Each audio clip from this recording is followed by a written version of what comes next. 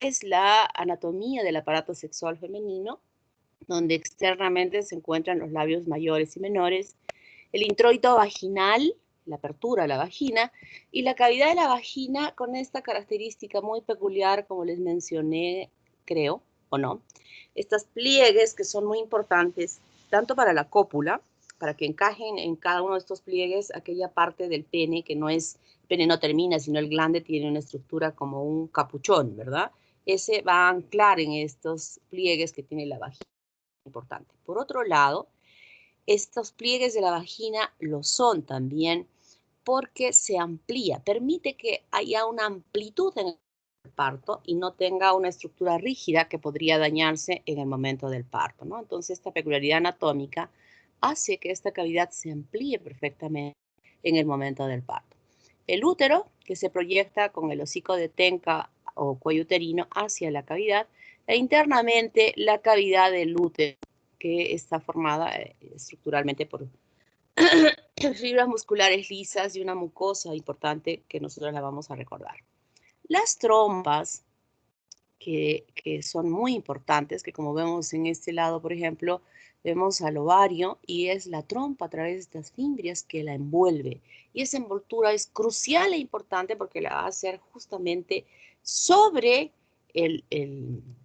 la parte del ovario donde se esté mostrando la mayor formación del folículo de Graf, ¿no? Es un quiste que se llega a evidenciar.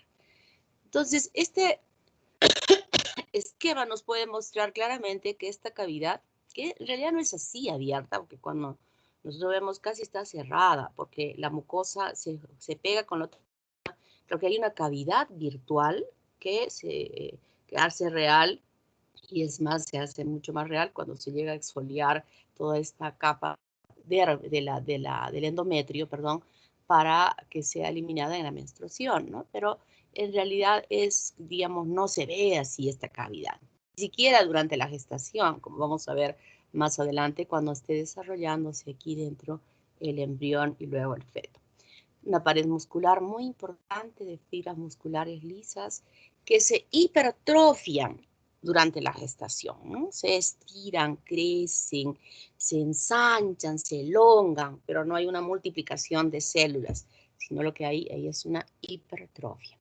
La trompa con sus tres porciones, una porción ítmica, aquella que atraviesa, perdón, una porción intramural, aquella que atraviesa la musculatura de del útero, y luego una porción más estrecha, que es la porción acá, la porción ampular, y aquí definitivamente el infundíbulo que termina en estas proyecciones fimbrias. Aquí podemos ver en esta imagen un ovario que ha cumplido con toda la maduración y a la mitad del ciclo está produciéndose justo la ovulación. Entonces, estas fibras que habíamos visto en la diapositiva anterior envuelve justo en aquella parte donde está mostrándose en la superficie del ovario, es tetilla brillante que ya hormonalmente aquí hay señalizaciones moleculares para decir, mira, aquí estoy. Para en ese lugar, estas fimbrias envuelvan al ovario y este óvulo no caiga a la cavidad abdominal, sino caiga a la luz de la trompa uterina. Miren que esto es todo lo que yo digo, para mí es súper maravilloso, ¿no? Estas secuencias importantes son maravillosas. El ovario es un órgano blanco para las hormonas producidas en la glándula hipófisis. Específicamente, recuerden que el ciclo menstrual tiene fases que están divididas por la ovulación, ¿no? Una fase proliferativa y una fase progestacional, secretora, luteínica, como así se denomina la segunda fase.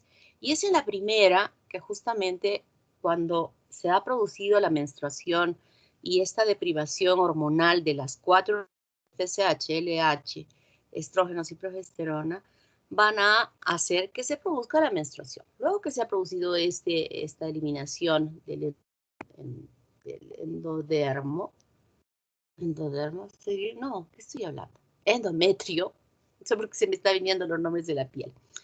Endometrio, entonces empieza a elevarse la FSH, a elevarse, y esa elevación de la FSH, su órgano principal, fundamental, es el ovario, ¿no?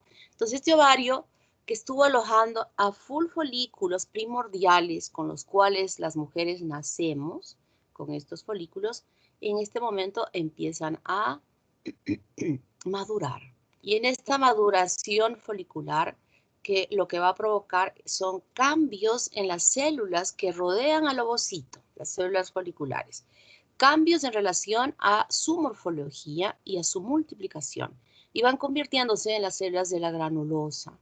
Primero, de haber sido planas, van a volverse cúbicas, y luego estas cúbicas se estratifican para no ser solo una capita de células cúbicas, sino más capitas de 2, 3, 4 capitas, y van a llamarse folículos primarios.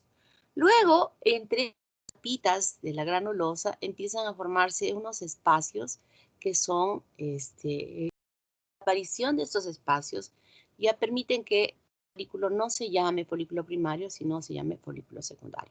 Y este folículo secundario va a empezar a también seguir creciendo. Simultáneamente está madurando muchos folículos, y esa maduración es muy importante porque no solo un folículo, el que se va a convertir en folículo de Graf, el que va a ser el más grande, el que va a producir la eliminación del ovocito, no solo él es responsable de la producción por estas células de la granulosa, la producción de las hormonas. Entonces, el FSH estimula el crecimiento, y este crecimiento de estas células, esta transformación de las células, en esta primera fase del ciclo, lo que va a hacer es que se produzca a partir de estas células, se produzca estrógenos, ¿no?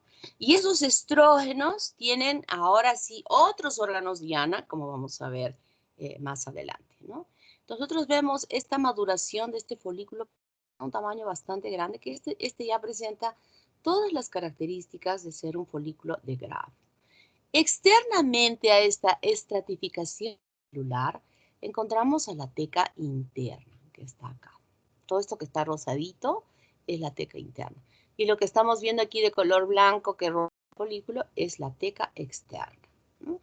Y cuando se ha producido la ovulación, que estamos viendo aquí, ha crecido tanto que forma como una tetilla sobre la superficie del ovario. Se puede visualizar y se ha visto en videos cuando se hace una ecografía, por ejemplo, o cuando se hace incluso una visualización del folículo, porque se ponen aparatitos, se introducen, cómo se ve como una ampollita de paredes delgadas, aquella que está formando el folículo de Graf en su parte externa. Entonces, ahorita o mañana, sí, la próxima semana nos toca hacer la clase sobre ovulación.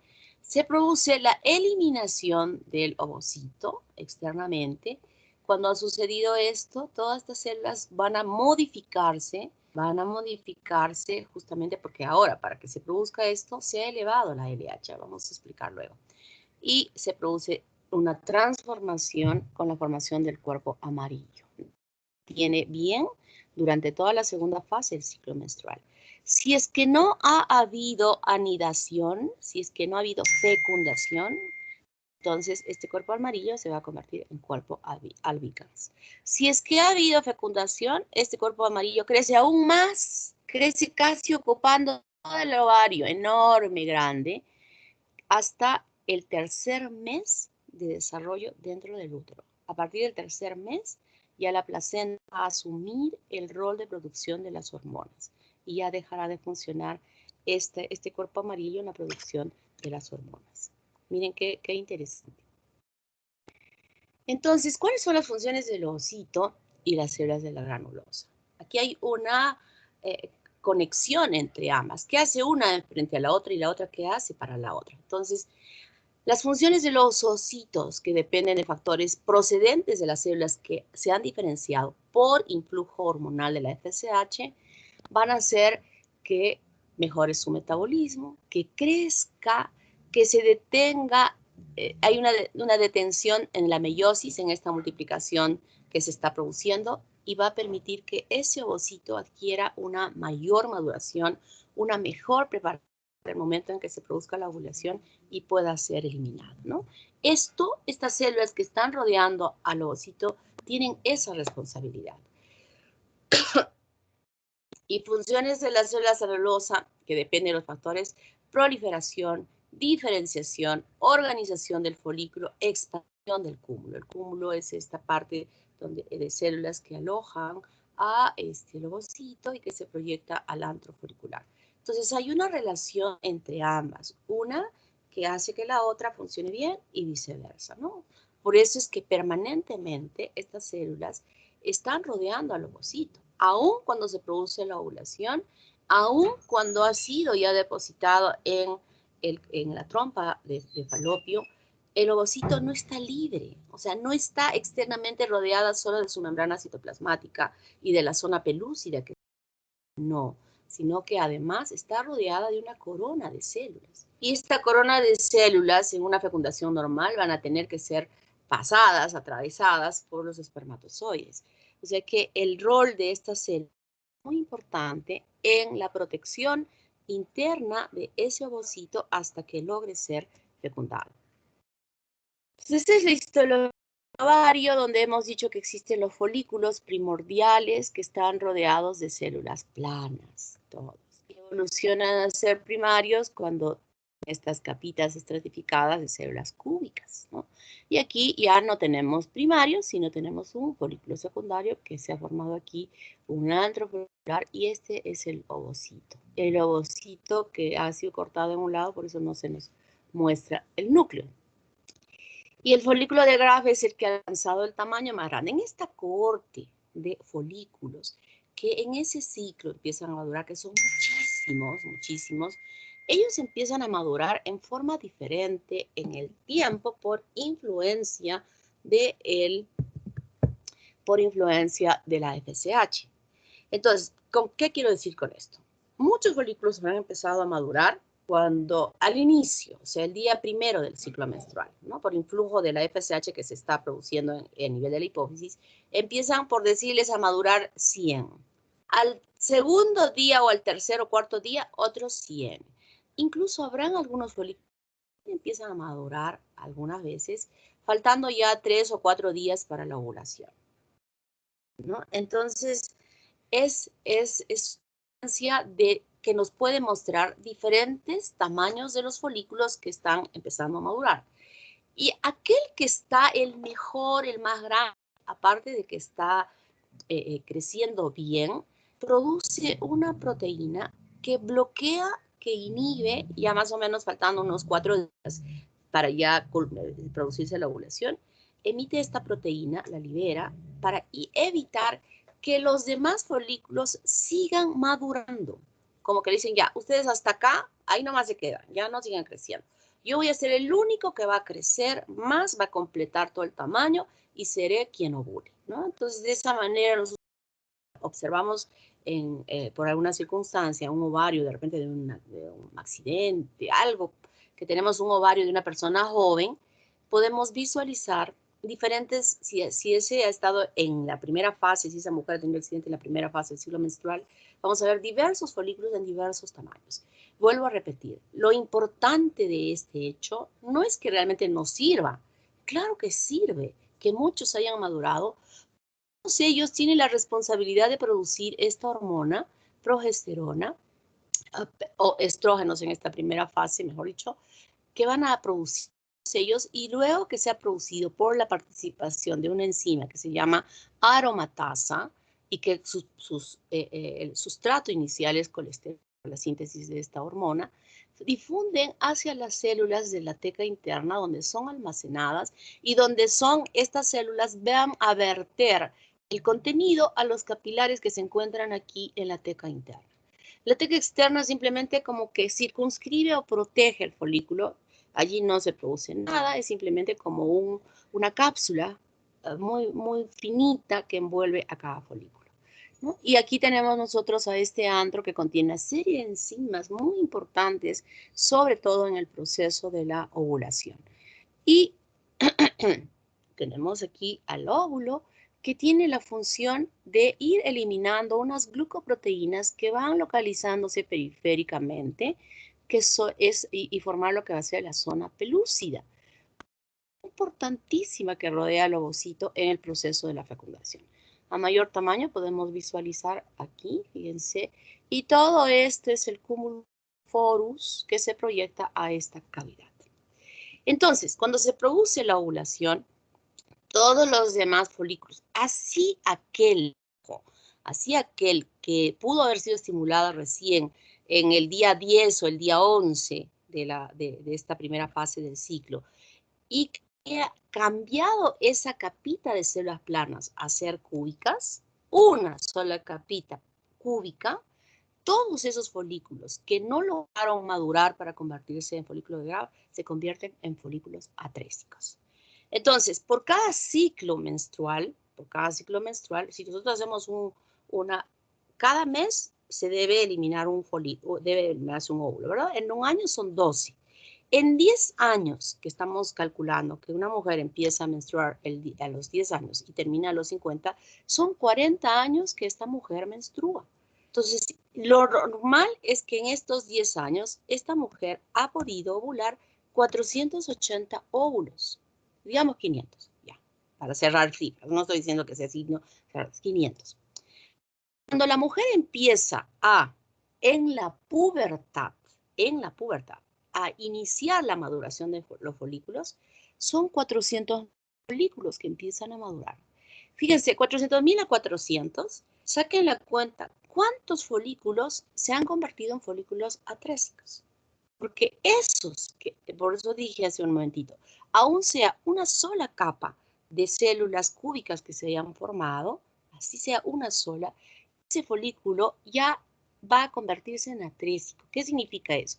Que todo ese folículo va a degenerar, que el ovocito que está dentro va a degenerar y ya no va a haber la capacidad de que continúe su maduración en el siguiente ciclo. Por eso es que en esos 40 años que normalmente tenemos nosotros las mujeres para poder ovular, es que se agota la cohorte de folículos. Por eso es que a los 50 años, estoy sacando en promedio, la mujer ya llega a tener la menopausia, ya no menstrua. ¿Y cómo va a menstruar si ya no tiene folículos para madurar? Se agotaron sus folículos. Entonces, en ese momento, la menopausia en la mujer.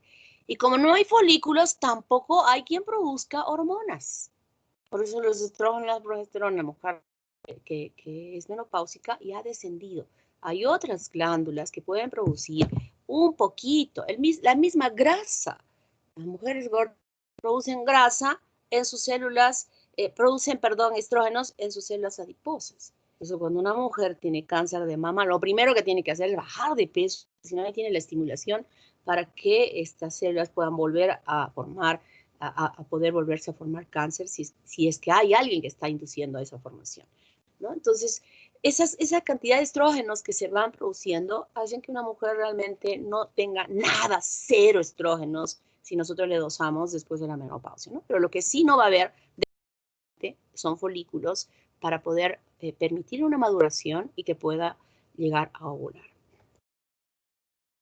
Aquí están los folículos atrésicos y hay un desorden de la arquitectura perfecta. Ya miren cómo se va deformando. Miren esto, todo deforme, ¿no? Esos son los folículos atrésicos. Y luego que estos folículos atrésicos ya han evolucionado, se van a convertir en un empedrado que está aquí en folículos. Y va formándose empedrados. Y el cuerpo amarillo, que luego que se produjo la ovulación, va a modificar, a las células se hacen más grandes, las células de la teca interna se meten y miren, se forma de esta manera todos grandototes y producen gran cantidad de progesterona en esta fase. Todas estas células empiezan a producir progesterona.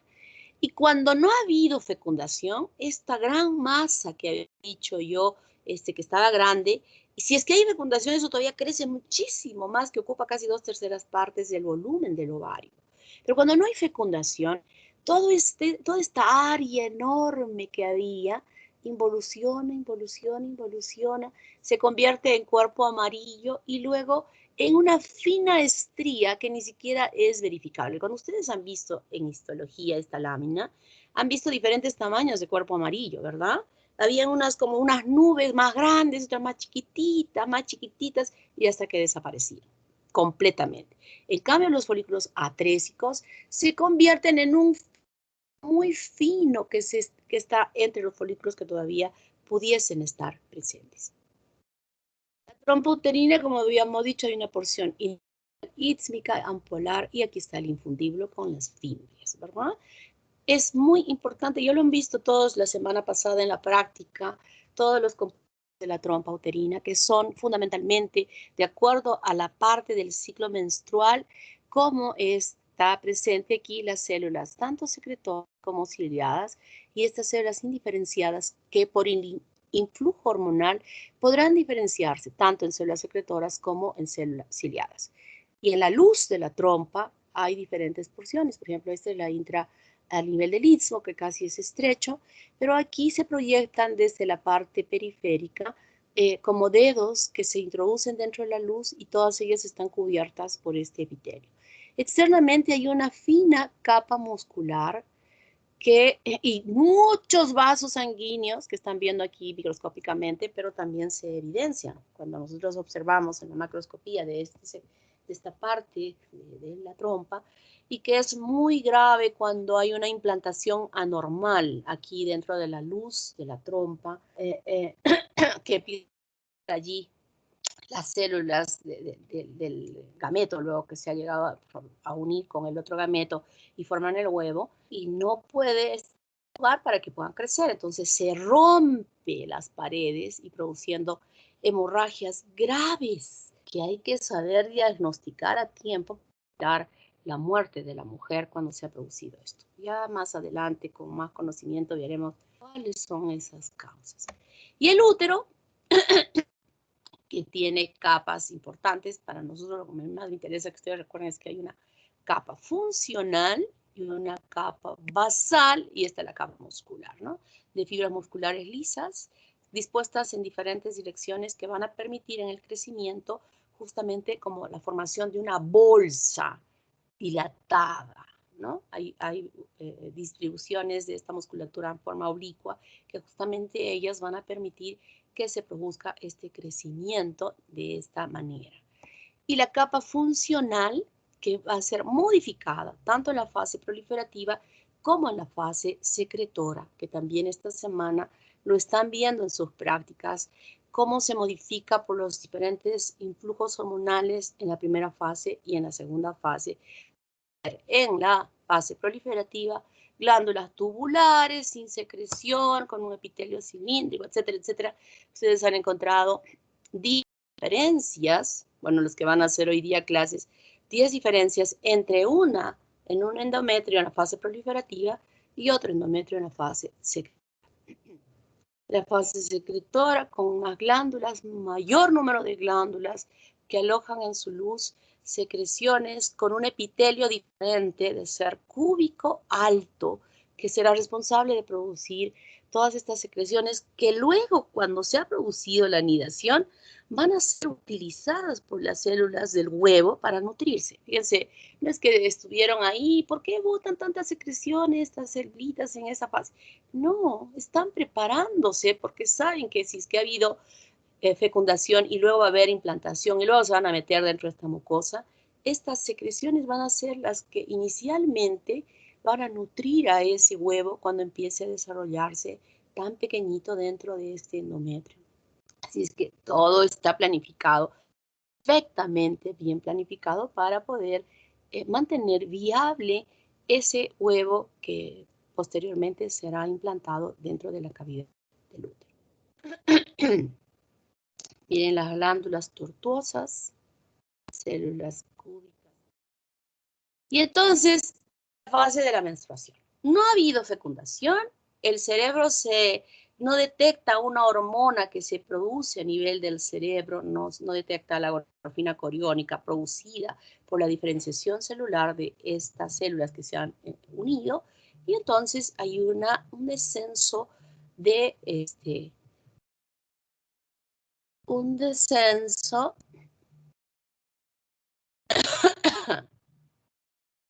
de las hormonas, y este descenso de las hormonas, miren lo que hacen.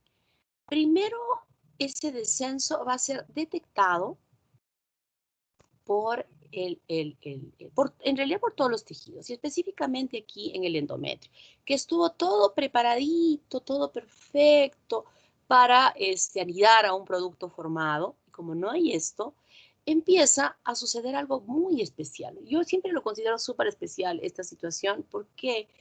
Porque si ustedes recuerdan que este endometrio está irrigado por ramificaciones de la arteria uterina, que en la primera fase son estas arterias rectas que van a irrigar a este endometrio, y en la fase secretora estas arterias van a irrigar, se forman espiraladas, o sea, súper espiraladas, que van a terminar en ramificaciones que garanticen que todas esas glandulitas estén súper irrigadas.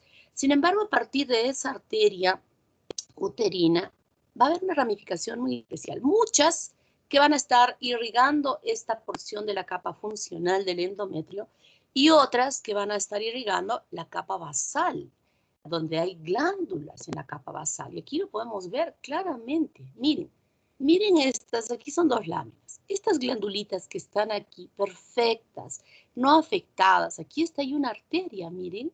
No hay ningún daño aquí. Todo está perfecto. Y miren por encima de esto, totalmente destruidas, estas glándulas totalmente destruidas,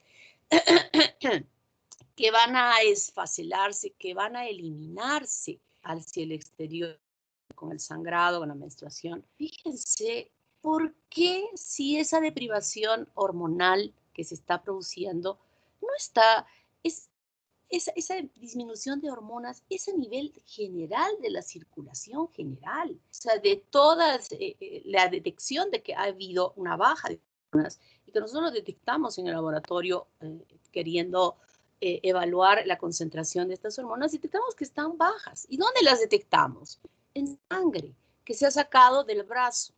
Sin embargo, esa disminución no tiene el efecto que solo las arterias espiraladas irrigan en este endometrio en su capa, en su estadio secretor, actúan. Solo esas arterias, ni siquiera son afectadas estas arterias que irrigan la capa basal, porque esa sigue abierta y dilatada, irrigando perfectamente bien. En cambio, las otras empiezan a cerrarse, estrecharse progresivamente en un tiempo, inicialmente un tiempo, se cerró y como resultado de la falta de irrigación empieza a haber edema, no hay circulación y nosotras las mujeres al inicio de la menstruación no siempre eliminamos desde un principio sangre roja, sino es una secreción cero sanguinolenta y ahí nos damos cuenta que vamos a empezar a menstruar. Y esta cero sanguinolenta es justamente porque se ha cerrado y luego se ha vuelto a abrir. Entonces ya hay eliminación de líquidos hacia la cavidad. Hasta que las siguientes horas ya este cierre ya no es transitorio, sino sostenido. Es decir, que ya se cierra completamente y en forma definitiva, le quita la irrigación a todo este segmento y todo esto muere. Y entonces se esfacela, se va eliminando con la menstruación. Qué increíble, ¿verdad? Entonces aquí deben haber, no se ha determinado, pero debe haber proteínas moleculares que actúan de esa manera, que solo permiten que esas arterias sufran esta modificación y no estas. Y no estas, porque si fuese así esa deprivación, que esta actúa sobre todos los vasos, ¿sí? Se estarían cerrando por los vasos del corazón, los vasos del riñón, los vasos de todo el cuerpo, pero sin embargo no sucede eso y solo se cierra aquí para que se produzca la menstruación. Y la menstruación eliminación del endometrio que se ha deprivado de oxigenación, que se ha destruido, que se ha licuado, se vuelve como agua y por eso es que nos eliminamos en la menstruación sangre, aunque algunas veces podemos eliminar estos restos y se ve como carnes ahí en la toalla higiénica, restos chiquitos de tejido que se va eliminando, ¿no? Pero en general lo que es más es que se elimina, se licúa esto. Los vasos todavía algunos están cruentos, que se han aperturado, por eso el sangrado persiste, hasta que progresivamente se van cerrando los vasos y ya en 2 o 3 o 4 días, depende de cada mujer, ya no hay sangrado, ya no hay esto, a esperar al siguiente ciclo en la menstruación. Estos son los genitales externos con los labios mayores y labios menores. El clítoris que tiene las características del pene, con estos lagos de sangre que también durante la relación sexual se llenan de sangre y se ponen más firmes y que participa en la sexualidad, en el orgasmo que la mujer pueda sentir durante el acto sexual. Y aquí existen glándulas, así como yo en el varón, las glándulas. Aquí también existen glándulas que son muy importantes para lubricar por la estimulación que va a ser protectora de ningún desgarro a ese nivel, ¿no? El cuello del útero, con la histología que ustedes ya conocen, el punto de transición de Helios, que lo vamos a recordar muy bien cuando hagamos microbiología en relación al cáncer del cuello uterino por el papilomavirus.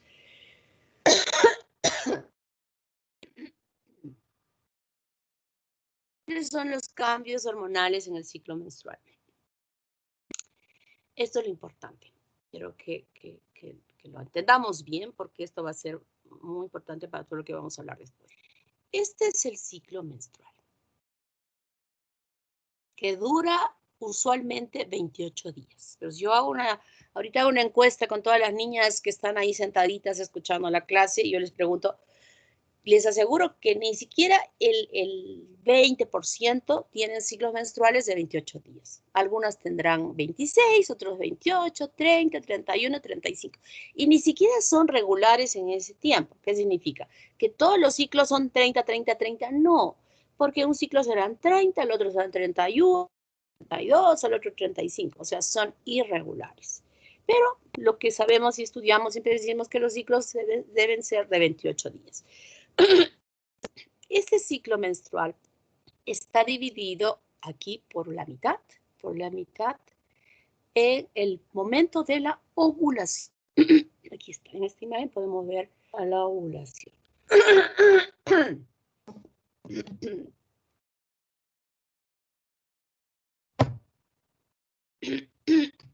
Se me cerró la garganta. Bueno, entonces divide a una fase que es la fase proliferativa y la fase secretora. En la primera, aquí, en la parte superior, ¿cómo es en este ciclo la producción de las hormonas? La FSH. Empieza a producirse la FSH, hay un pico, miren, supuestamente en este ciclo de 28 días, aquí hay una rayita que está en el día 14. Este es el día 14 de la ovulación. Antes de la ovulación hay un pico que se sube la FSH y luego baja. La LH antes de la ovulación hace una elevación rápida, violenta en un día a un pico bastante alto. Luego desciende y se sigue manteniendo en esta segunda fase del ciclo menstrual. En relación a la producción de las hormonas de la FSH, provoca la maduración de los folículos y esta maduración de los folículos va a hacer que se produzcan estrógenos. Y esta producción de estrógenos hace un pico bastante alto en el día 13 más o menos, se eleva así. Y esta elevación de los estrógenos hace justamente que la LH se dispare. Esta elevación del estrógeno a un pico alto hace que se eleve la LH a un pico alto. Esta elevación del pico alto es importante para que se produzca la ovulación.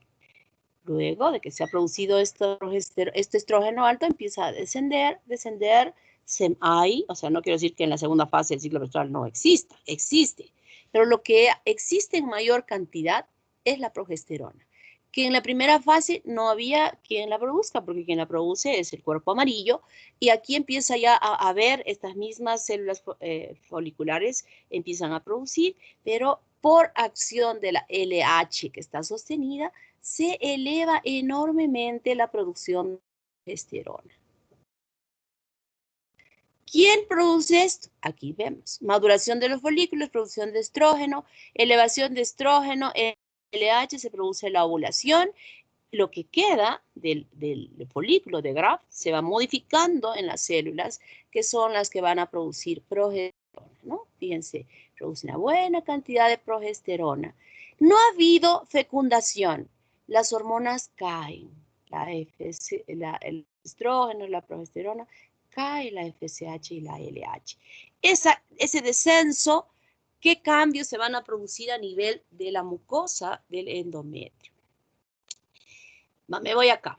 Cayó acá y lo que les acabo de explicar de el cierre sostenido de los vasos sanguíneos que provocan el sangrado. ¿no? Aquí va a culminar sangrando, aquí está culminando sangrando y empieza ya la producción de FSH que empieza a permitir el crecimiento del endometrio. Y aquí sostenidamente se mantiene esta mucosa seleccionar si es que hay fecundación al huevo en este espesor. ¿Está claro? 14 días. Entonces, lo que quiero decirles en esta parte es algo importante que a veces hay una confusión y que lo quiero aclarar. Este es un ciclo de 28 días. Este es un ciclo de 28 días. Y en el ciclo de 28 días estamos viendo que la ovulación se ha producido el día 14. Y ahora les quiero decir lo siguiente. La ovulación siempre se produce 14 días antes del siguiente ciclo menstrual. 14 días antes del siguiente ciclo menstrual. ¿Está claro? No es el día, no es la mitad. Desterren esa idea o destierren esa idea que siempre se tiene, que la ovulación es la mitad del ciclo. No es a la mitad. Son 14 días antes del siguiente ciclo menstrual. Entonces, por ejemplo, si yo tengo un ciclo menstrual de 35 días, ¿cuándo se va a producir la ovulación? Pregunta, abierta. El 21, doctora. El 21, muy bien. ¿Cómo te llamas, niña?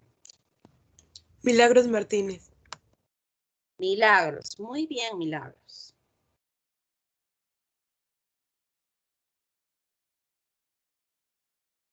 El día 21. Entonces, por ejemplo, esto de que mis hijos como método anticonceptivo fracasó. No sirve para nada.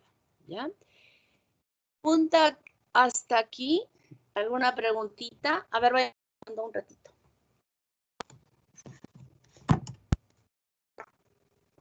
Preguntitas.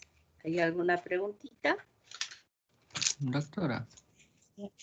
A ver, esperen un cachito, Mientras voy a traer un poquito de agua que me está fastidiando la garganta.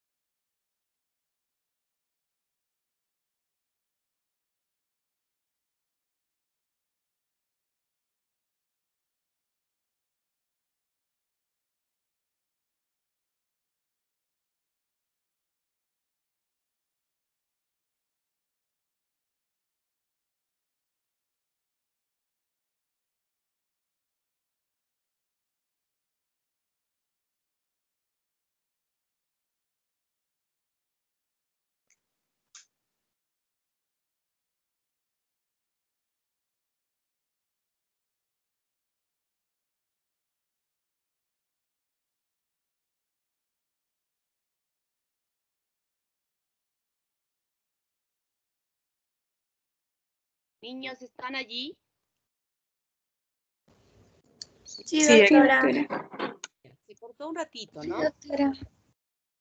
Me moví y se cortó. Bueno, creo que le doy energía de internet a la computadora. A ver, alguien me quería preguntar algo. Sí, doctora, yo estaba A ver. con algo de dudas respecto, no sé, a dos términos, ¿no? Que es las células de la granulosa y células foliculares, y bueno, la corona radiada. Más o menos, ¿en qué se diferencian estos tres términos? ¿Y la tercera cuál fue? ¿La tercera? Corona radiada, doctora. Allá. A ver, si me permites regresar aquí, vamos para que quede bien clarito.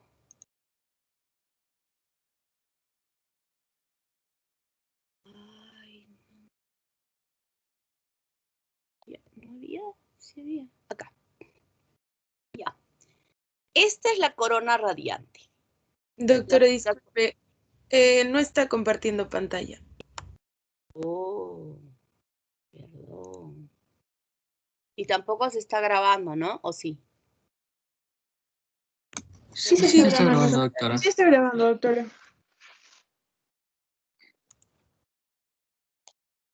¿Ahora sí? ¿Lo ven? Sí, ¿verdad? Sí, doctora. Ya. Esta es la corona radiante. Esta es la corona radiante. Las células foliculares son las células que rodean, o sea, que al principio estuvieron rodeando al folículo, por eso se llaman foliculares, que corresponden a las células de la granulosa, que es lo mismo. Porque estas son las que se diferencian justamente de ese epitelio de células planas. Esas son las que se diferencian. ¿Ya? Una cosa es folículo y otra cosa es células foliculares. O sea, las células de la granulosa también se les llama las células foliculares.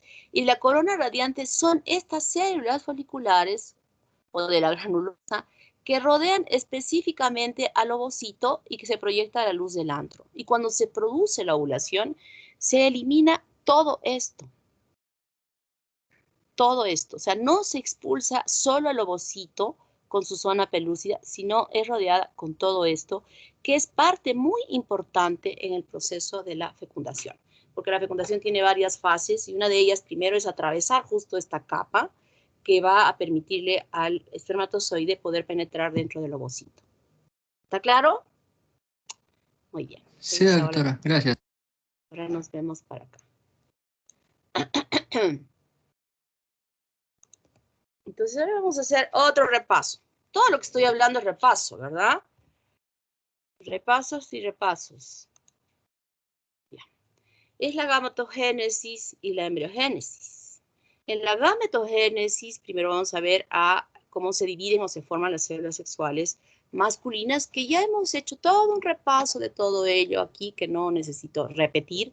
Lo importante es que en este epitelio, en este tubo seminífero, es que estas células sexuales, a partir de ser espermatogonias, que habíamos visto tipo A, tipo B, tengan la capacidad de dividirse hasta la formación de espermatozoides.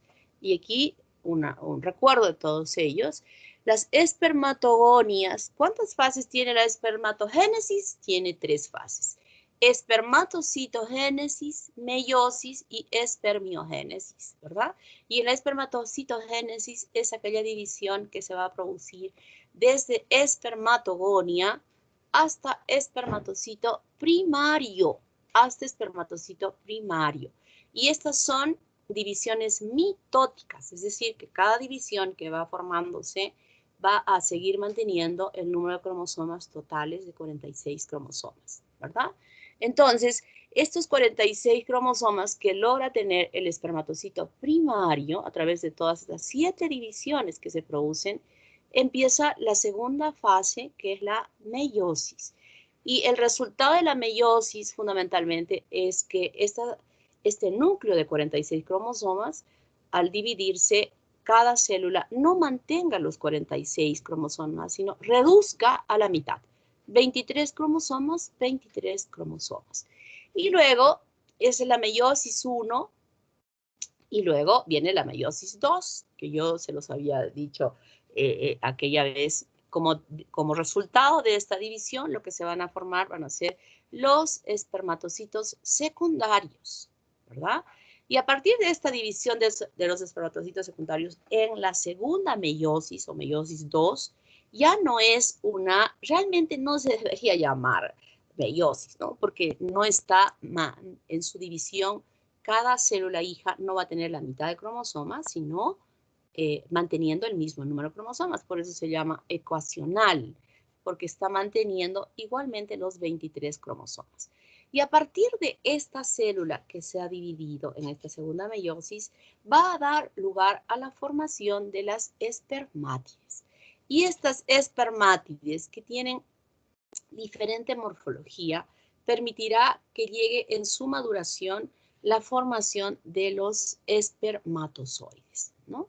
Y que cada espermatozoide igualmente siga manteniendo los 23 cromosomas que en este proceso de maduración habrán compactado en una forma tan compacta, los 23 cromosomas que van a alojarse en la cabeza de los espermatozoides y que van a transformarse ya incluso con una cola. Este es lo que sucede en las mujeres, ¿no? Eso lo vamos a ver luego en la segunda diapositiva. Lo mismo, lo que les había explicado aquella vez, esta célula de Sertoli, enorme, enorme, aloja en las partes superficiales de la célula, formándole como casitas, como cavernas, a las células sexuales que van madurando. Y en esta división que de una va a venir toda una progenie de maduración, que ha culminado a la formación de espermatogonia tipo B a espermatocito, se siguen los citoplasmas unidos por partes de estos citoplasmas. Miren aquí, como que estuvieran agarrándose de la manito aquella corte que nació de un espermatocito. Todos se siguen sosteniendo. Y es la espermiación, la contracción de los músculos, de las células mioepiteliales, que permiten la liberación de los espermatozoides hacia la luz. Entonces, en el caso del varón, acabamos de ver cómo llegan a desarrollarse en la espermatogénesis. Aquí siempre los cuadritos aparecen de los dos. ¿Y cómo es que se forma en la espermiogénesis a esta célula tan especial, ¿no? Habíamos visto que ya de la división del espermatocito secundario se va a formar la espermátide, que tiene la característica de las células. Y aquí empieza esta modificación. Primero, el desplazamiento de las mitocondrias que tienen normalmente la célula a una posición posterior. Luego que el aparato de Golgi se forma como una vesícula en la fase de Golgi, se forma una vesícula aquí, todavía no se ha pegado, se va colocando a un extremo del núcleo de la célula. Los centriolos se dirigen al otro extremo, al otro polo. Por un lado, el aparato de Golgi va a formar esta vesícula grande, que está todavía así como una formación de vesícula, y luego se aproxima hacia el núcleo, formándole en la fase acrosomal como un capuchoncito allí, ¿no? O sea, se va fase de capuchón, que también en algunos libros lo dicen, se pega ahí. Y a partir de estos centriolos empieza ya a formarse la cola del espermatozoide. Luego ya esta membrana, ojo, este es el núcleo. La vesícula es una vesícula. Y cuando se coloca así como un gorrito sobre el núcleo, esa vesícula tiene una membrana interna que va a estar en contacto con la membrana del núcleo y otra exterior. Y entre esta vesícula es como un gorrito que le está envolviendo al núcleo en toda su extensión. El núcleo sufre modificaciones. Recuerden que está compactándose allí perfectamente bien la cromatina, los cromosomas y la cromatina incluida dentro de ellos, para que alcance un tamaño sumamente pequeñito, y la cola está creciendo. Las mitocondrias van desplazándose para darle la vueltita en esta parte que está conectada al núcleo. Se están dándole las vueltitas, y en la fase acrosomal ya todo está perfecto. Entonces, la membrana de la espermátide ahora está cubriendo a la membrana externa de esta capsulita, de esta vesícula del acrosoma. Entonces, yo tengo en esta parte de aquí, externamente, la membrana citoplasmática de la espermátide, acá. Luego tengo pegadita a ella la membrana externa o exterior, diríamos, de esta vesícula del acrosoma. Luego internamente tengo la membranita interna del acrosoma. Y luego está la membrana del núcleo. ¿Por qué estoy aclarando bien este punto? Porque nos va a ser útil en el proceso de la fecundación cuando yo esté explicando esto, ¿no? Y finalmente, ya toda esta modificación de la cabeza que aloja a los cromosomas. Este es el cuello, la pieza intermedia donde está todita enrollada. Miren cómo está dispuesta así todas las mitocondrias. Y aquí empiezan a formarse dentro de él ya el flagelo de esta célula muy especial que termina en la cola, ¿no? Y esta parte es la pieza principal y aquí la pieza terminal. Órgano sumamente importante para permitirle al espermatozoide la movilidad que necesita dentro de la cavidad uterina. esto es muy importante porque vamos a estudiar luego la próxima semana cómo se van a desarrollar todos estos cambios importantes. Miren, aquí podemos ver cómo se llega a formar. Miren, dónde se ubican las mitocondrias. Y ustedes saben que la mitocondria, ¿qué hace la mitocondria? ¿Cuál es la función de la mitocondria? Genera ATP. ATP. Muy bien. ¿Cómo te llamas, niña? Dayira Concha. ¿Concha? Dayira Concha. ¿Conch? ¿Conch? Dayira, Sí. Dayira Concha. Bueno, muy bien. Esto ya lo saben, la doctora Adita se los ha explicado, pero a su regalado gusto. Así es que no me detengo mucho en esas cosas que yo sé que ya las saben. ¿Cuáles son las enzimas que aloja esta vesícula del acrosoma? Son muchas, dentro de los mamíferos son muchísimas.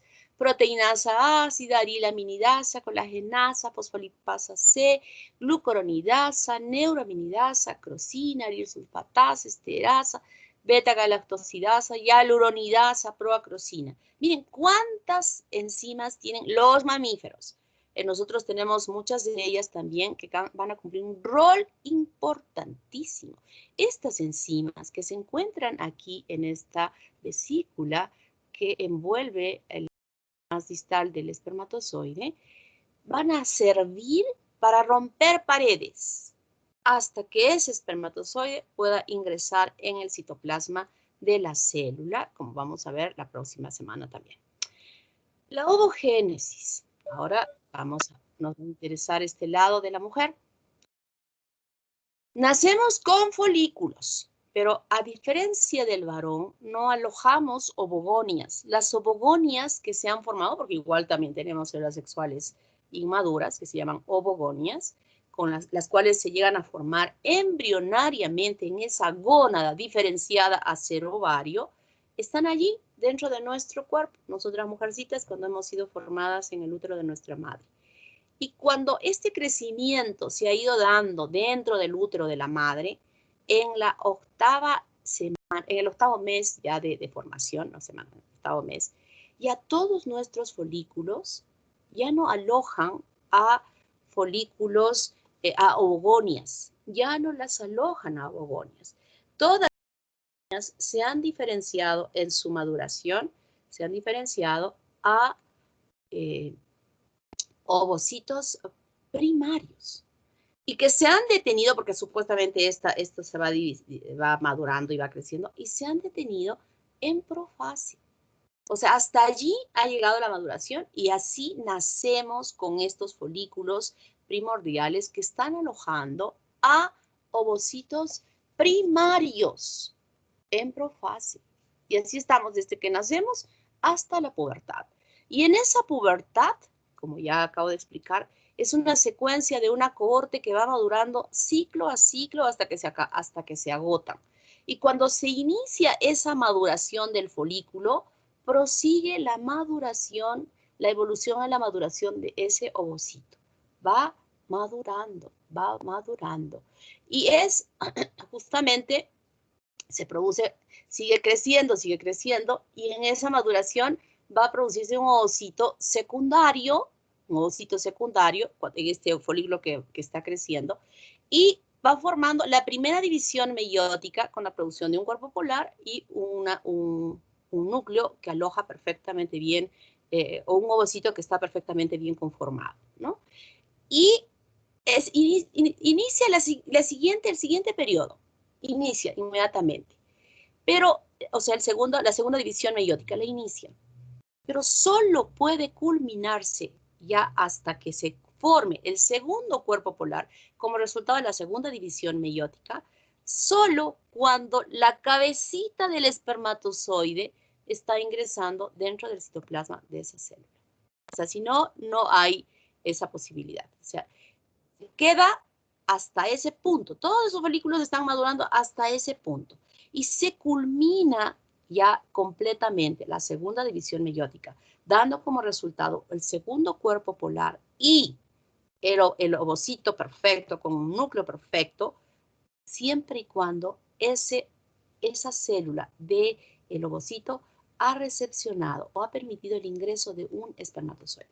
Cuando la cabecita del espermatozoide esté entrando en el citoplasma de la célula, prosigue esa división celular hasta que en ese momento que está sucediendo eso, también ya se completó y el cuerpo polar va a ser rechazado y eliminado fuera de la célula y queda solamente, normalmente, ese citoplasma con un solo núcleo que está alojando 23 cromosomas, ¿no? Entonces, eso es muy importante que ustedes lo recuerden porque va a ser parte de lo que nosotros hemos estudiado.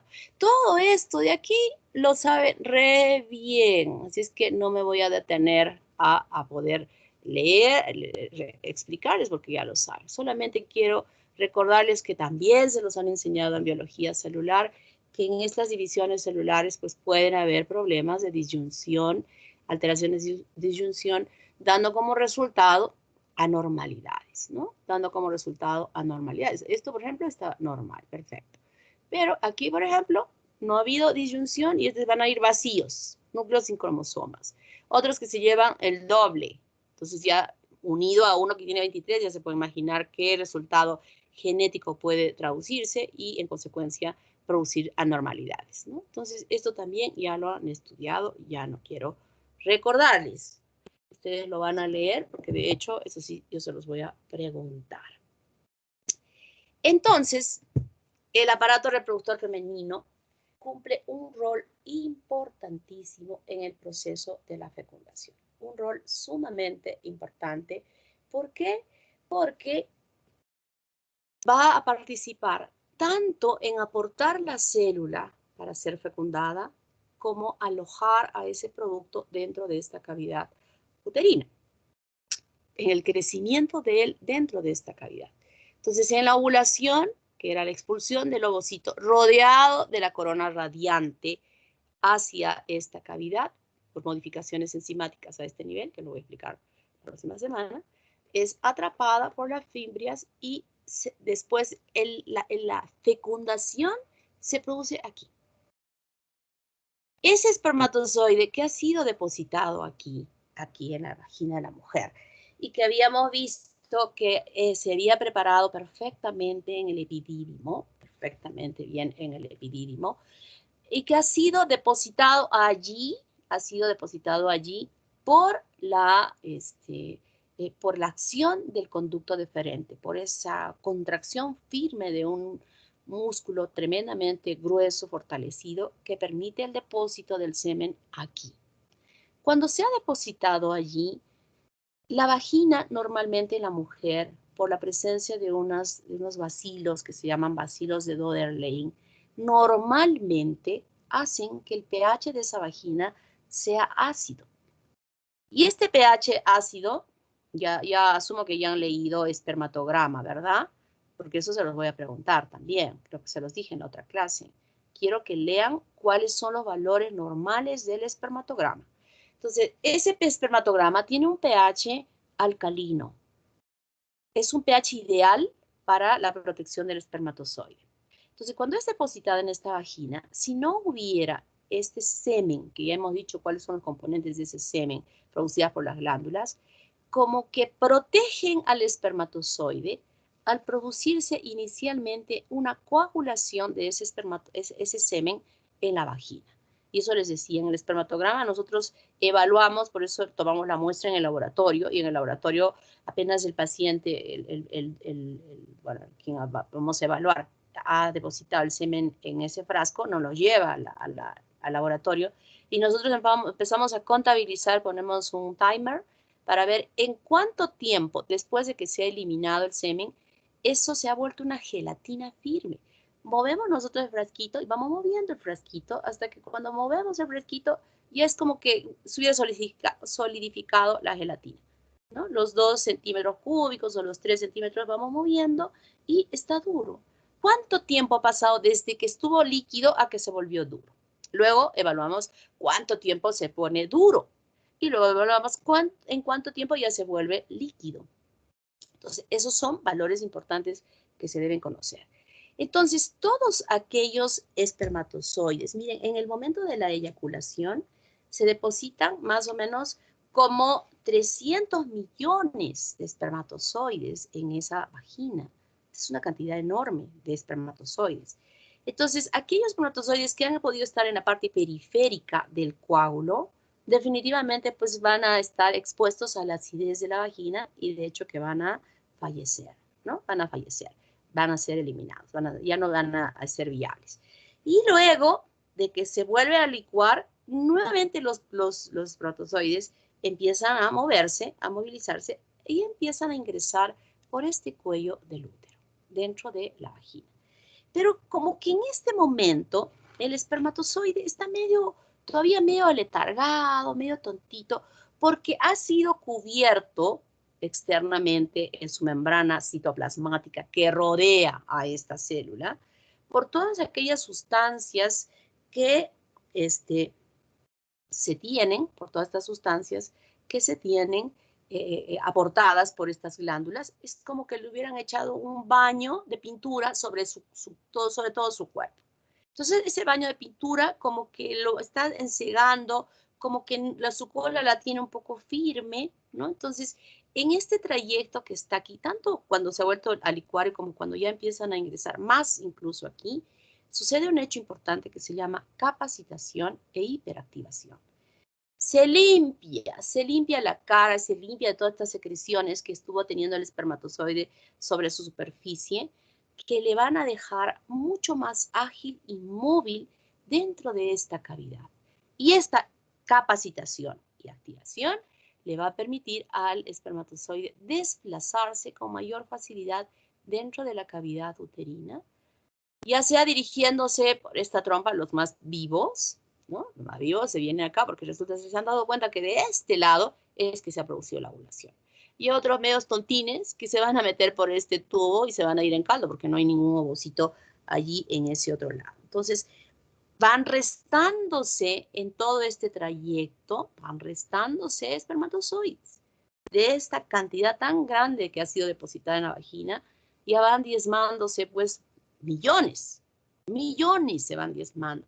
¿Cómo es posible que de 300 millones uno solo sea capaz de producir la fecundación? Entonces tiene que ser pues el más pilas, el más excelente, el más buenazo que pueda estar llegando hasta este lugar para poder permitir la fecundación de ese ovocito.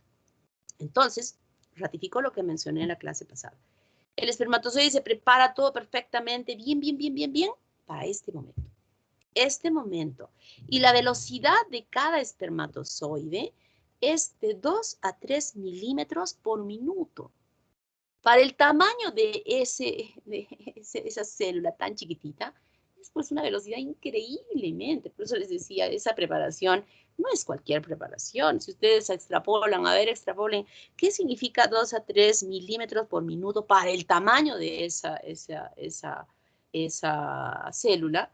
Es pues una velocidad increíble que llega, y esa preparación la hacía, como dije, en el epididio, pero acá llega como medio soncito porque está bañado con todas las proteínas, con los glúcidos que cada una de estas glándulas llegaron a aportar y que está toda no veloz. Entonces, en este lugar donde se produce eso para que con esa velocidad que estoy mencionando, de 2 a 3 milímetros por minuto, pueda llegar a alcanzar el más veloz a este folículo, este ovocito, perdón, que ha sido eliminado y que ha sido atrapado, y la fecundación se produce aquí. Luego que se produce la fecundación aquí, va a haber todo este desplazamiento a través de la trompa hasta que finalmente el huevo se llegue a adherir a esa parte, justo donde yo estoy poniendo la lucecita del puntero. Justo allí es que se va a adherir inicialmente el huevo cigoto cuando se produzca ya la implantación.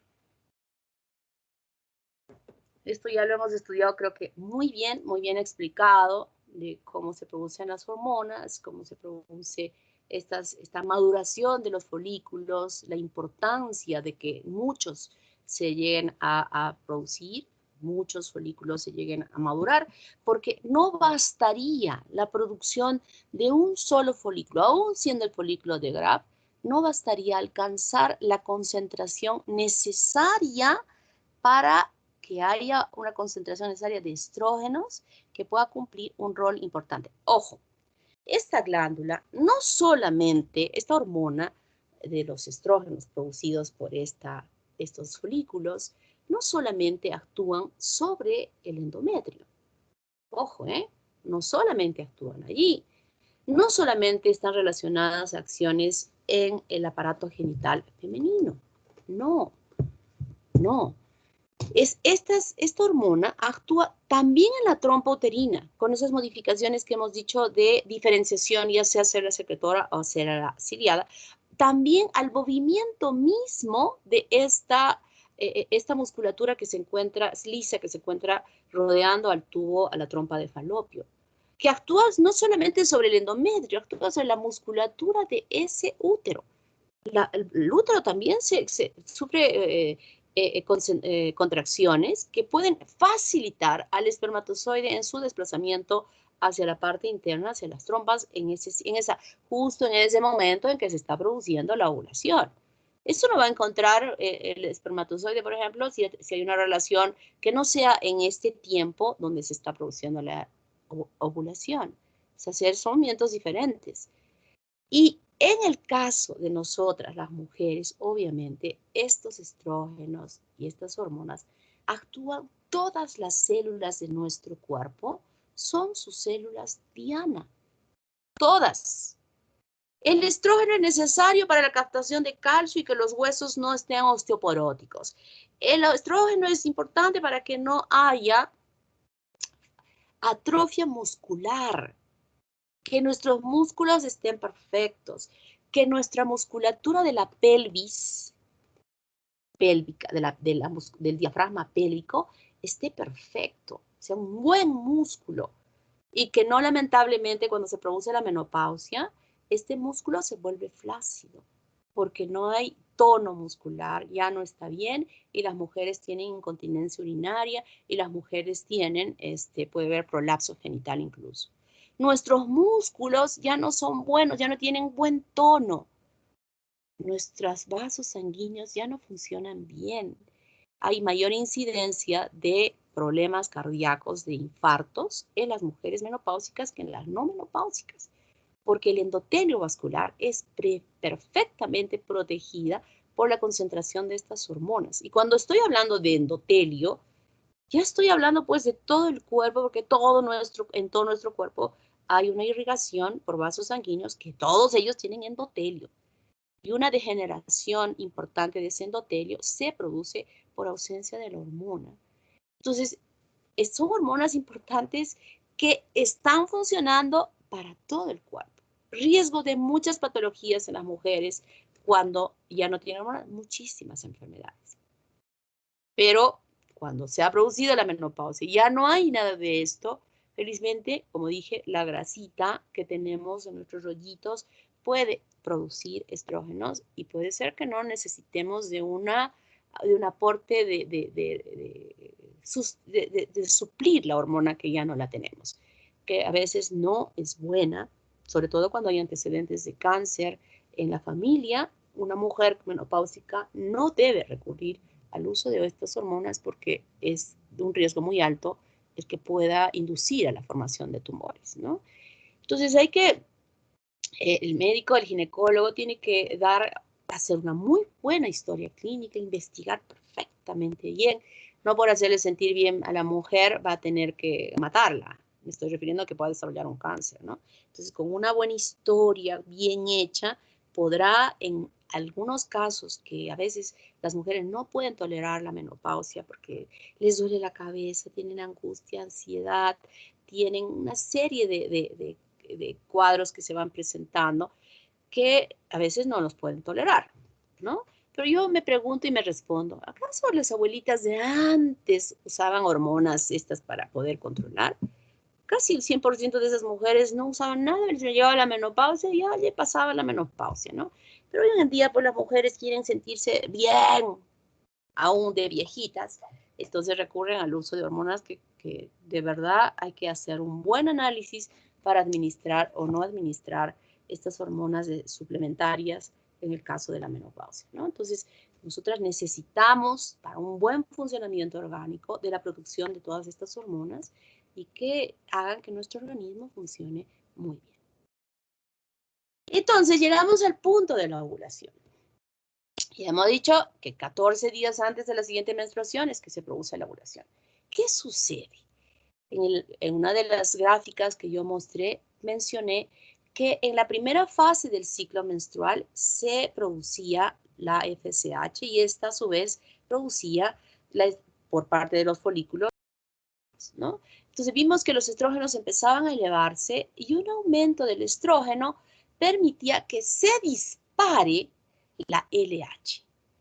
Que se dispare la LH. Ese disparo de la LH tiene acciones específicas en ese folículo de Graf, que es el que ha alcanzado el mayor tamaño. Permite un aumento de la permeabilidad vascular. Muy importante en esto. Este aumento de la permeabilidad vascular, ¿qué va a hacer? Que salga líquido de dentro de los vasos hacia el exterior. Y al haber líquido fuera de las células, se va a producir un edema. Este edema activa al plasminógeno para que se convierta en plasmina, que es una enzima muy importante, que la colagenasa latente que se encuentra en este líquido, todo eso estoy hablando del líquido que se encuentra aquí, pueda activarse a ser una colagenasa activa. El colágeno que está recubriendo todo el folículo, todo esto que está aquí fuera, va a ser destruida. Este colágeno es como que estuviera protegiendo al folículo, va a ser destruida por esta colagenasa activa y en consecuencia este edema, este crecimiento va a tener la capacidad de romper estas paredes que estuvieron protegiendo al folículo y al romperse permita la expulsión.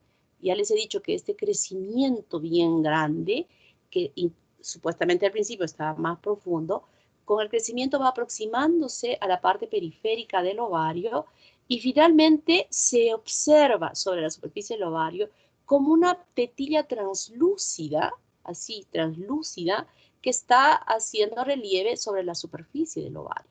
Entonces, esa capita finita que ya estaríamos en este punto, se rompe por la misma presión y al romperse deja libre al ovocito rodeado de la corona radiante de estas células foliculares que están alrededor. Y en esta ruptura, en la glándula, en el ovario, existen vasos sanguíneos. Esa ruptura permite que al romperse la pared del ovario, puedan también romperse algunos vasitos, algunos capilares que están por ahí, algún vasito, y esta ruptura permite que haya un sangrado, o sea, hay sangre que cae a la cavidad abdominal. Y esta sangre en la cavidad abdominal, la sangre en general, es muy irritante para el peritoneo. Entonces, como cae sangre, gotas de sangre o un chorrito de sangre chiquito a la cavidad abdominal, irrita el peritoneo. Y hay muchas mujeres, si se observan, y ustedes niñas obsérvense a futuro, que cuando están en la etapa de la ovulación, sienten un dolor abdominal a un lado y al otro ciclo al otro lado. Y es un dolorcito que se percibe, ¿eh? No es bueno, las que tienen el umbral súper alto al dolor, pues ni siquiera se percatan, pensarán que es de repente hasta gases. Pero cuando las mujeres tienen el umbral muy bajo al dolor, cualquier dolor pues lo sienten bastante intenso, entonces pueden percibir este dolor. Y el dolor no es porque se rompió el quiste, ojo, no es porque se rompió la paredcita del ovario y que dejó libre, no. El dolor se atribuye a la irritación que la sangre, esa pequeña cantidad de sangre, gotitas de sangre, haya podido caer en el peritoneo y eso es lo que duele.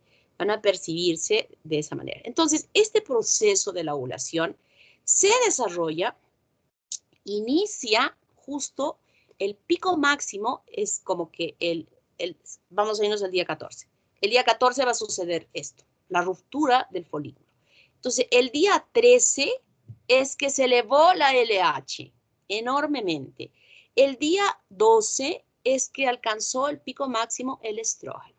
Entonces, pico máximo de estrógeno provoca la elevación brusca. Mientras que el estrógeno está subiendo progresivamente, La LH sube en un día, sube el día 13, así, en una subida, en una descarga hormonal, pero así rapidísima. Esa descarga hormonal provoca todos estos cambios el día 13. El día 13 va a suceder todo esto. Y el día 14 se está produciendo esta expulsión del ovocito. El día 14 antes de la siguiente menstruación. Ojo, ¿eh? Eso no lo olviden. Entonces, ¿qué hace este? Ya lo he explicado, simplemente reforzar. Esta FSH provoca la maduración de los folículos. Maduran los folículos. La producción de esta maduración de los folículos produce estrógenos. Y estos estrógenos en la primera parte induce en el endometrio la proliferación de estas glándulas, ¿no? Induce la proliferación de las glándulas hasta el día 14. Luego, pues, se ha producido la ovulación, esto se convierte en el cuerpo amarillo y este cuerpo amarillo produce progesterona que ensancha aún más el endometrio, las glándulas más tortuosas, con más secreción, etcétera, etcétera, etcétera, etcétera, hasta que haya una deprivación hormonal, si es que no ha habido fecundación, y se produce la menstruación. Estos estrógenos también van modificando todo el tracto genital va modificando a nivel de la trompa, a nivel de la vagina, a nivel de la glándula mamaria. Y las niñas ahora van a darse cuenta de lo que yo voy a explicar en este momento. Cuando antes de menstruar, uno de los síntomas que percibimos nosotros es mastodinia. La mama se empieza a poner más turgente, como que crece, como que está más, aumenta un poco de volumen y duele. Duele porque está creciendo la mama, la estimulación de la progesterona está bastante, tan alta que está ya influyendo en esas glándulas mamarias, que también las está preparando para una posible fecundación, para una posible gestación a futuro. No estoy hablando de que en este momento ya esas glándulas estén produciendo leche ni nada por el estilo. Simplemente que la glándula se pone más firme, más turgente, más edematizada. Y duele. Duele. Cuando a ustedes les duela la mama antes de menstruar, significa que han ovulado. Así, 2 más 2, han ovulado. Porque habrá algunos meses que ustedes no perciben esto. Todavía están en la edad de que no necesariamente todos los ciclos son homogéneos. Recién está viendo una maduración perfecta de todo su tracto genital femenino, incluidas las mamarias. Entonces, hay algunos ciclos que son anovulatorios, es decir, sin ovulación. Y no van a sentir molestias.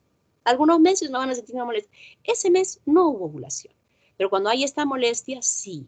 Y de pronto esa molestia que estaba así muy, muy dolorosa, desaparece.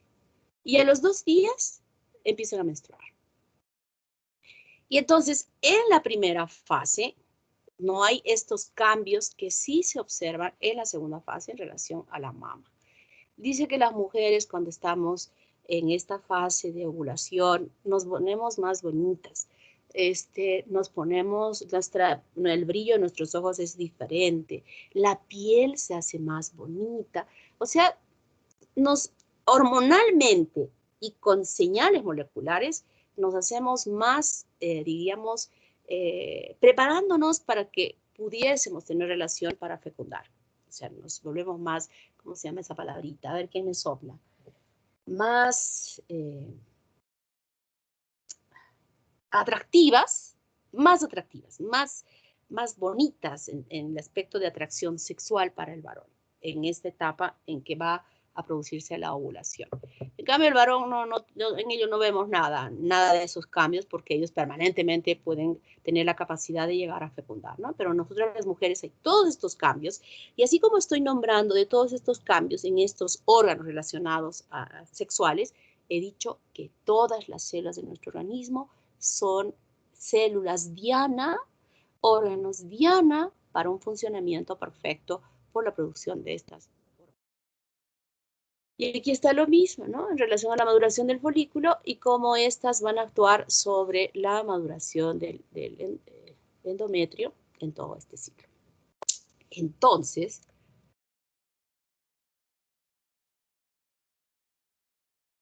sucede algo bien interesante. Yo les voy a enseñar ahora cómo se puede tener hijos varones y cómo se puede tener hijos mujeres. A ver, el hijo varón, a ver, el espermatozoide que lleva el sexo masculino es un espermatozoide súper veloz, pero es débil. La mujer, el espermatozoide que lleva el sexo de la mujer es lento, pero es mucho más fuerte, más resistente. Entonces, cuando una persona quiere tener hijos varones, a ver, ¿cuándo puede tener relaciones sexuales? Si quiere tener varón. El día de la Los ovulación. días El día de la Ovulación. de ovulación. Muy bien. ¿Cómo te llamas, niña? Cuba Bolaños. Bolaños. Muy bien, niña Bolaños. Claro, porque el mismo día que ha ovulado, llegarán a ese óvulo los espermatozoides más veloces, porque los que están llevando el sexo femenino están ahí todos lentejas moviéndose lentamente a comparación del otro que es una balita y que llega ahí.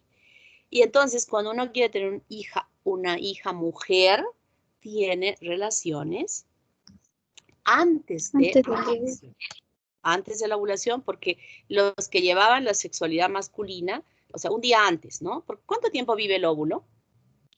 3 días, doctora. Ah, no. ¿Sí? 3 días vive el óvulo.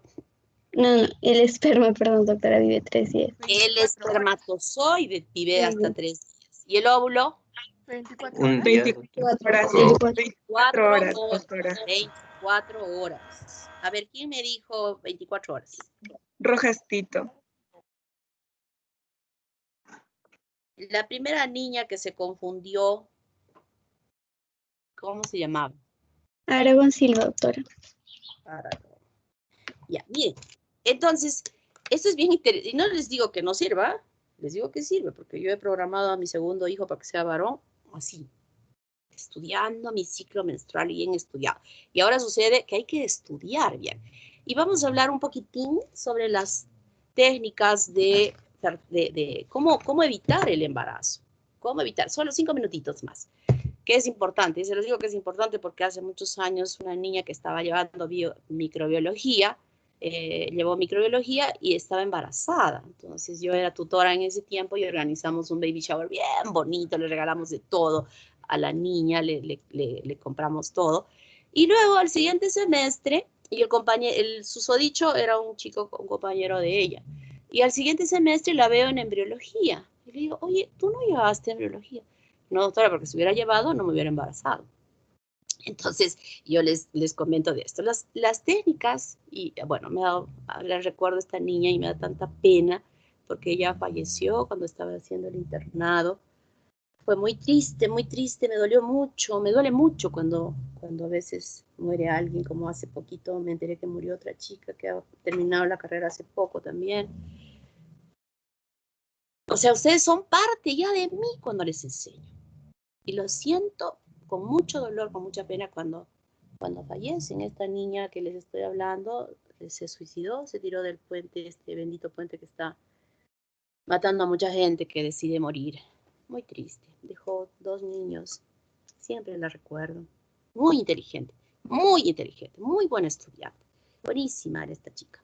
Bueno, después de haber pasado salido, porque realmente siento pena, las técnicas, hay técnicas que son invasivas y no invasivas. Las invasivas se utilizan cuando una mujer ya ha tenido hijos. Está el dispositivo intrauterino, está la resección de la trompa, está la fimbriectomía, que se corta todas las fimbrias para evitar que la mujer las fimbrias pueden volver al ovario. Esa es la mejor técnica, porque a veces cuando se corta la trompa, ha habido casos que a pesar de que han cortado, le han recortado el tamaño, se ha metido dentro de esta plaquita de tejido que hay que sostiene la trompa. ¿Cómo se llama? Se me va el nombre. Es un tejido que sostiene la trompa hacia el piso o hacia el útero. La fascia, ligamento Ligamento Ligamento mayor. ligamento mayor. se introduce dentro de él, separados los dos orificios bien cerrados, y después de un tiempo embarazada. Qué increíble que la naturaleza se puede permitir que se desliguen y se vuelvan a unir, ¿no? Entonces, lo mejor que ha sucedido frente a estos hechos es la fimbriectomía, cortar toditas las fimbrias y ya no hay forma, si hay un óvulo, cae a la cavidad, ¿no? Esas están las hormonas, las inyecciones, estas que se colocan, esas son invasivas y que son recomendables cuando las mujeres ya han tenido hijos, porque no se pueden usar estas cuando no se han tenido hijos. Aún, cuando he dicho hormonas, aún estas pastillas anovulatorias que muchas mujeres utilizan para evitar el embarazo cuando todavía no han tenido hijos. Porque cuando deciden tener hijos, les es muy difícil y a veces no llegan a embarazarse o tienen que hacer procedimientos bastante invasivos para lograr tener un hijo. Entonces, las hormonas no son recomendables en mujeres que no han tenido hijos todavía. Bueno, esa es mi opinión particular, por lo que yo observo. Entonces existen las no invasivas y dentro de las no invasivas pues están el preservativo, el diafragma, el preservativo femenino, el preservativo masculino, el diafragma, óvulos vaginales, hay unos fluidos vaginales que son espermicidas que se utilizan dentro de la vagina. O sea, hay muchas. O sea, las mujeres pueden emplear N formas para evitar el embarazo y no tener que recurrir después a un aborto, ¿no? Eso no debe suceder porque somos personas conscientes, inteligentes, que podemos utilizar estos métodos para evitar embarazarse y no tener que recurrir a un crimen. Pero existe una forma muy interesante de poder evitar la gestación, que es esta que se les voy a explicar. Cuando yo he mencionado que se produjo la menstruación, nosotras normalmente vamos a tener de repente un poco de secreción aquí y luego ya no tenemos secreción o tenemos la que normalmente todas las mujeres tenemos secreciones que van humedeciendo la truza pero escasamente, escasamente.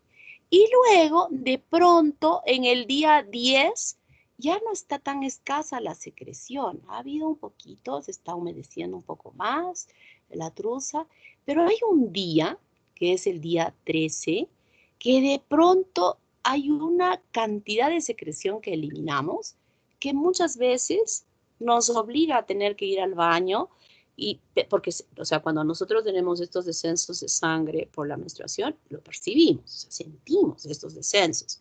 Entonces, ese descenso, uno piensa, ¡ah! Dios mío, pero si hace poquito he menstruado, ¿por qué otra vez? Y corriendo se van al baño, y cuando van al baño ya, en algunos ahí incluso venden toallitas higiénicas, hay dispositivos ahí en la universidad, y se meten al baño, y cuando van a ver su truza, no es sangre. Es una secreción abundante, blanca, transparente, como la clara del huevo, que ha humedecido toda la truza. Hay algunas chicas que mojan muchísimo, pero cuando uno empieza a observarse en cada ciclo, va a ver que aún más o menos hay este cambio en esa secreción. Al día siguiente, ese es el día 13, ¿eh? Es el día que está en relación a la liberación de LH.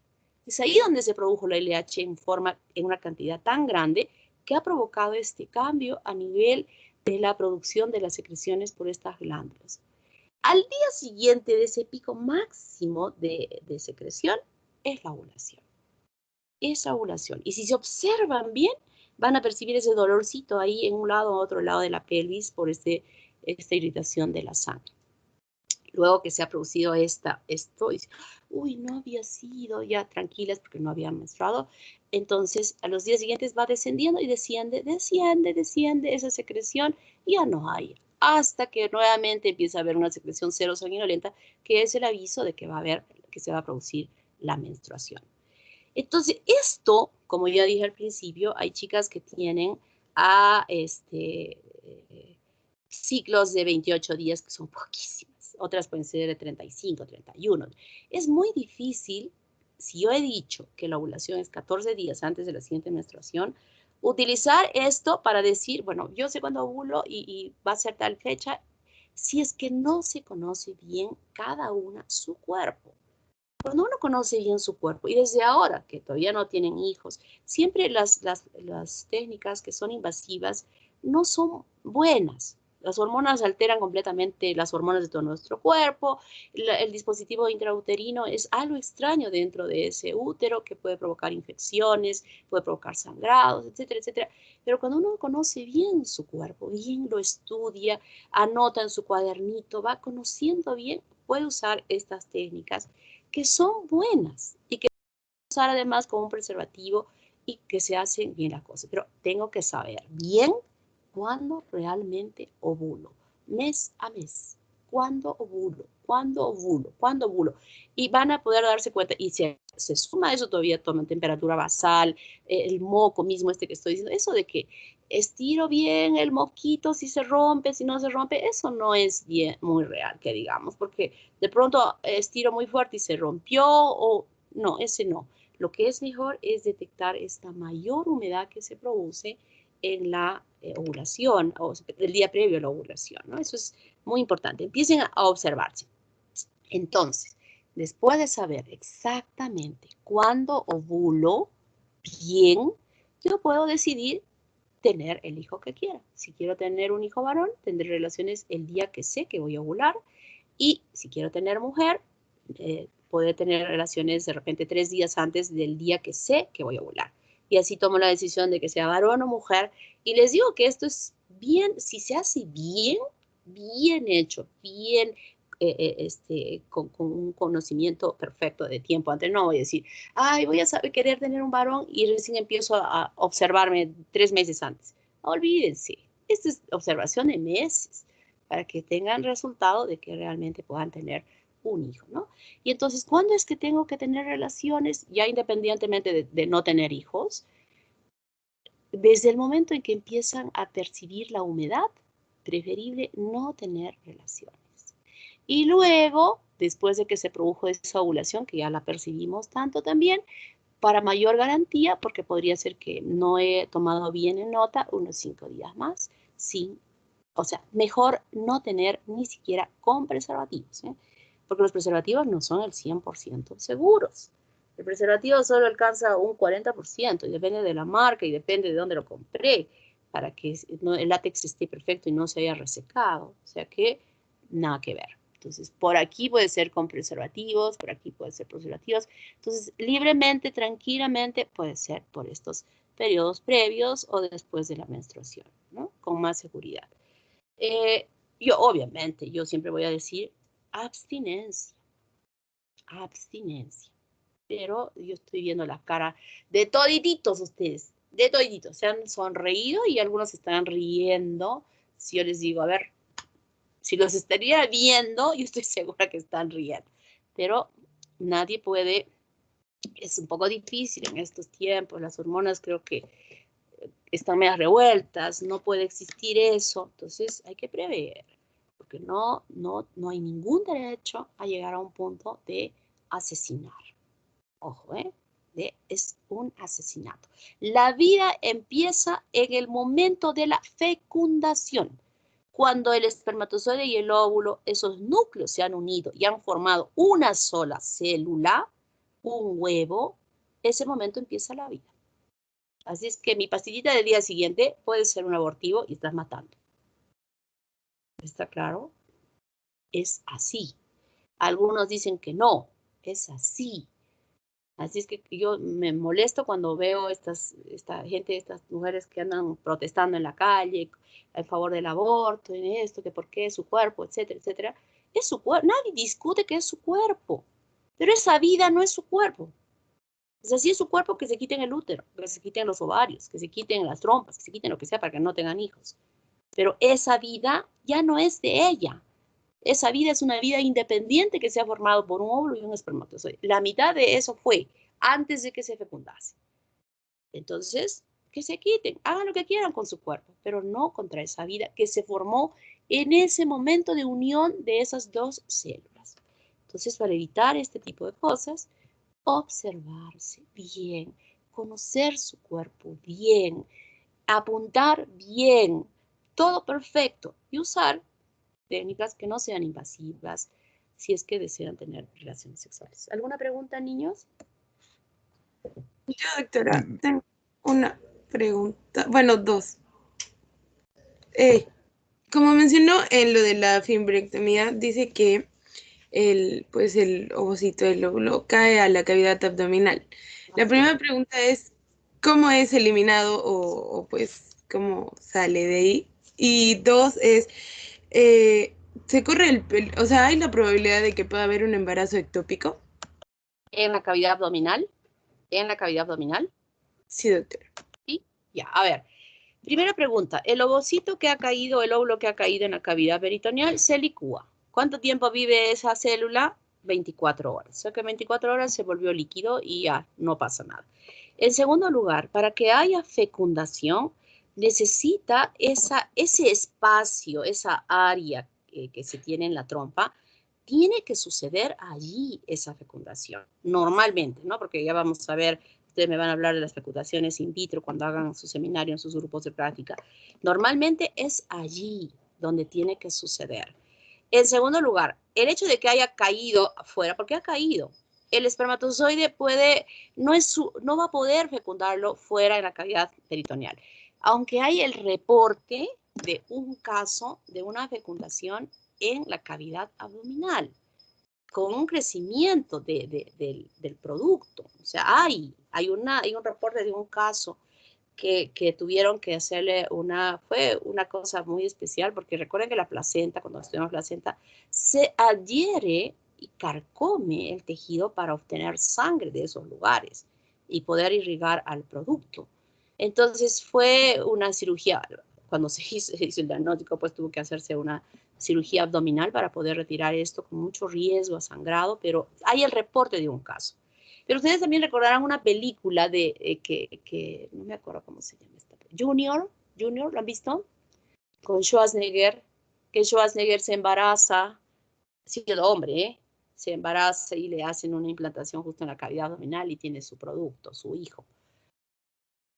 Miren, cuando hagamos técnicas de fertilización vamos a discutir bien sobre esto, porque es bien bonito meterse en este mundo tan difícil, tan que no sucede bien, pero podría haber reporte de un caso, como te estoy mencionando respecto a ello, pero lo usual es que no.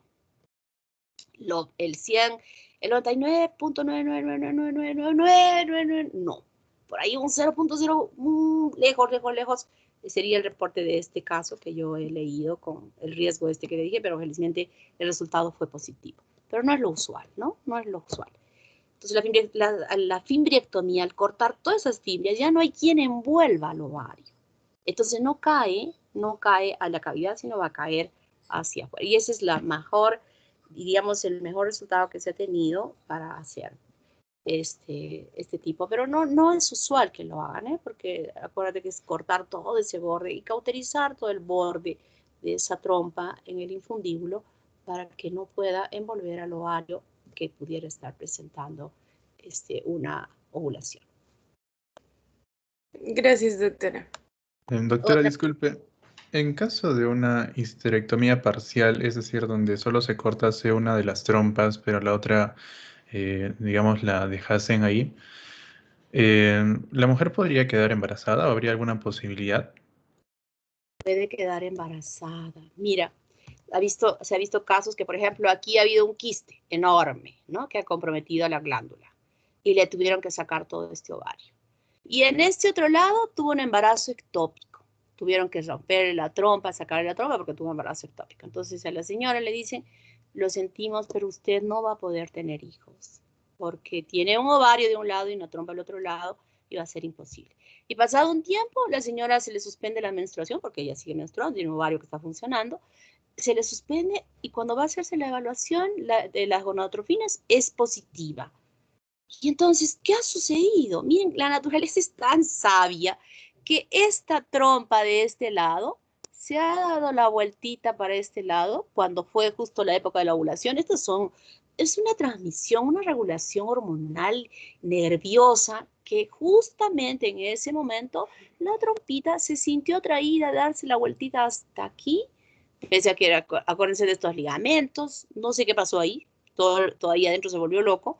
Y esta trompita vino para este otro lado y envolvió al ovario. y atrapó el óvulo. Y luego de atraparlo empezó a migrar, hasta que pudo desarrollarse el producto dentro de él. Cuando les digo que esta otra técnica es de cortar, antes solo se cortaba y luego se enterraba en esto. Nada, se descosía todo lo que se había hecho. Primero era simplemente amarrar, o sea, con un nudito, con una pita bien amarrada ahí, bien cerrado.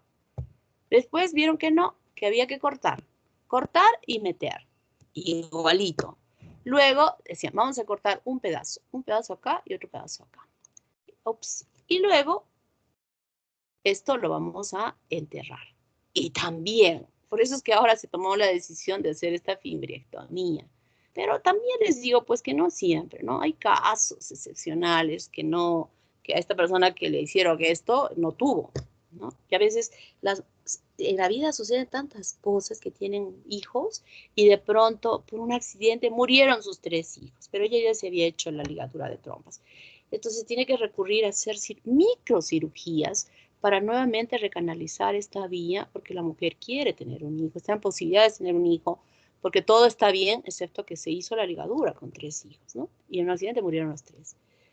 Hay tantos casos que suceden,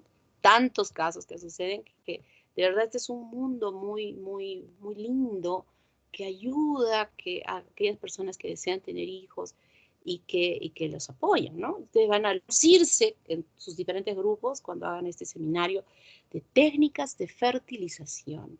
Y también ahí vamos a hablar sobre causas de infertilidad en el varón y causas de infertilidad en la mujer. Van a investigar sobre cuáles son las técnicas que existen y qué técnicas se utiliza en determinada causa de infertilidad. Y luego van a averiguar si aquí en Arequipa se hace esto y luego van a averiguar cuánto cuesta estos procedimientos acá en Arequipa, que ya se hacen porque antes solo se hacían en Lima. Qué bonito, ¿verdad? Un seminario muy útil para ya conocer y meternos en este mundo de la parte clínica en relación a la fertilidad.